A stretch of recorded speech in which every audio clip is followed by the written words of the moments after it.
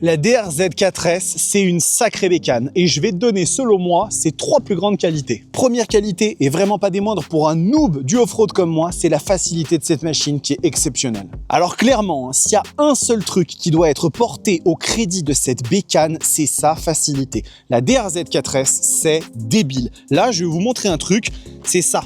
Regardez la gueule de ces pneus, ils sont pleins de terre, c'est normal, je viens d'aller rouler avec et c'était ma première fois en off-road. Je ne suis pas tombé avec la machine, pas une seule fois. La moto, elle vous met en confiance, elle est facile à manier, facile à emmener, elle ne vous déborde jamais, elle prévient quand on commence un petit peu à perdre l'arrière, à glisser. Bref, c'est simple, en termes de confiance, cette bécane, c'est de la bombe. Deuxième grosse qualité de cette DRZ4S, c'est sa légèreté, c'est un poids plume. Un tout petit peu plus de 150 kg sur la balance tout plein fait, c'est clair, cette DRZ4S, elle joue dans la catégorie des ballerines. Bien évidemment, il y a d'autres motos dans ce genre-là qui ont ces dimensions. Par contre, vous allez chercher des bécanes type Ténéré 700, etc. Vous n'êtes pas du tout dans les mêmes dimensions. Et ça, c'est vraiment un truc qui fait hyper plaisir et qui rajoute au confort et à la facilité d'utilisation de ce petit bijou. Et finalement, la dernière qualité, c'est les équipements de cette DRZ4S qui sont de très bonne facture. Alors non seulement on va retrouver au niveau du châssis un bras oscillant en aluminium, ce qui est quand même gage de pas mal de stabilité et aussi de maniabilité,